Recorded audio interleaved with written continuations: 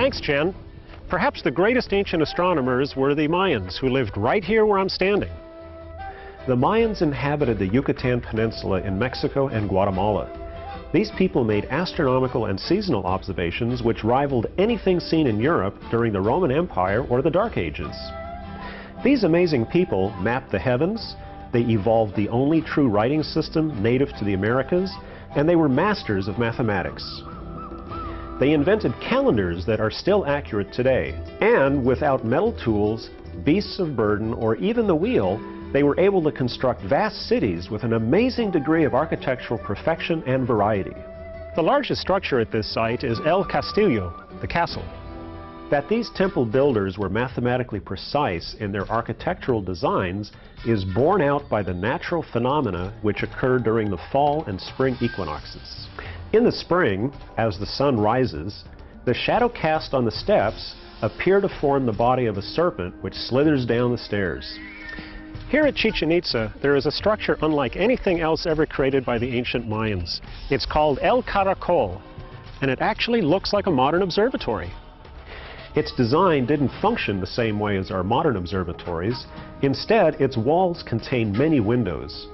Inside the dome, stones could be removed, enabling the Mayan astronomers to observe different parts of the sky. The Mayans looked at the sky differently from any other civilization. Being near the equator, the equinox passages were easier and more accurate to determine because the sun cast no shadow at local noon during this time.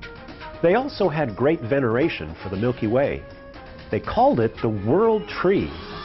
The star clouds that formed the Milky Way were seen as the tree of life, from which all life came. The Mayans also had their unique constellations. Like today's zodiac, they had their scorpion. Gemini, which appears to us as twins, however, was seen as a peccary, a nocturnal animal in the pig family. Other zodiac symbols were a jaguar, a bat, a turtle, the tail of a rattlesnake, and a sea monster. Because they looked at things differently, perhaps it's not surprising that the Mayans had a different mathematics as well. We use a numbering system based on 10 digits, but the Mayans used a system based on the number 20. Sounds a little bit complicated, but in fact it was more efficient for counting than some of the older systems used in Europe a long time ago. The Mayan counting system required only 3 symbols: a shell representing 0, a dot representing a value of 1, a bar representing 5, and a shell with a dot representing the base number 20. There are 2 advantages to the Mayan counting system. The first of these is the idea of 0, which many civilizations at that time did not have. Second, they only used 3 symbols to represent lower and higher numbers. In Rome, multiple symbols were used: I's for 1, V for 5, X for 10, L for 50, C for 100, and M for 1,000. Mayan numbers were written from bottom to top, so the number 19 becomes bars of 5, 5, 5, with 4 dots above the bars. To complete the first set of 20, a dot was raised over a shell-like symbol.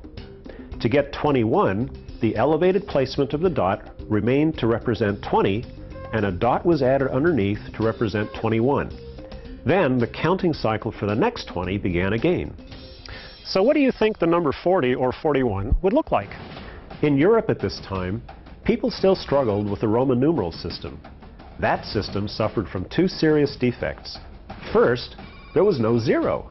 And second, Roman numbers were entirely symbolic, having no direct connection to the number of items represented. So, are you ready for a challenge? Okay. Working together, try adding 21 and 33 using the Mayan system.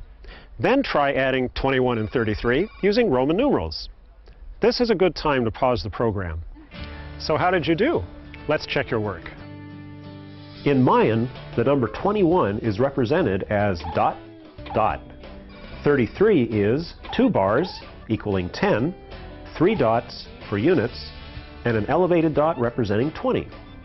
Adding together, you get 54, which is 2 bars, 4 dots, and 2 elevated dots. Easy to decipher. In Roman, you have XXI plus XXXIII equals LIV.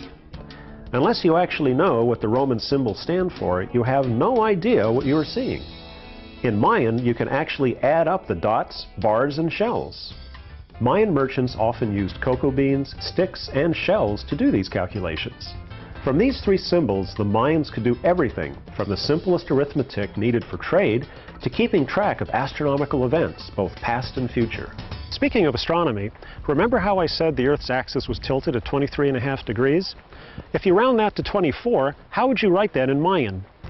The Mayan system of counting using dots, bars, and shells can be compared with the ones and zeros used by modern computers, and it was all done 1,500 years ago.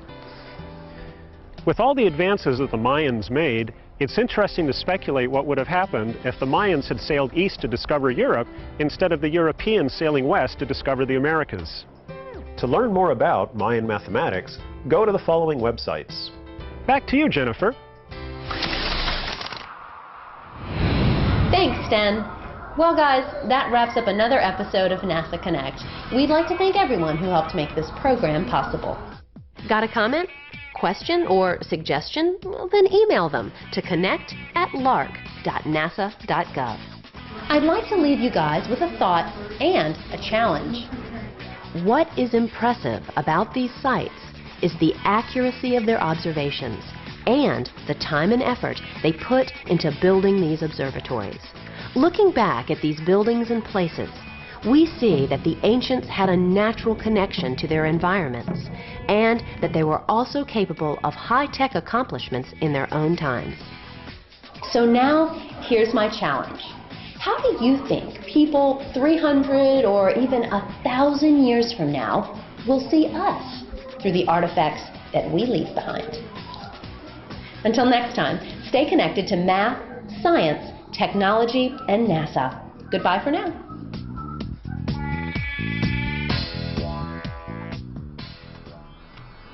Finally, they pick one stars up and say, this will be the morning stars. It will give us direction that the daylight is coming. It will give us direction that it's in the east. Then the next one is the evening stars. It will tell us it's in the west direction. It's almost nighttime. Proliferated more, like the Dipper and all that. It revolves in different positions. It will tell us if it's fall, spring, or summertime, wintertime.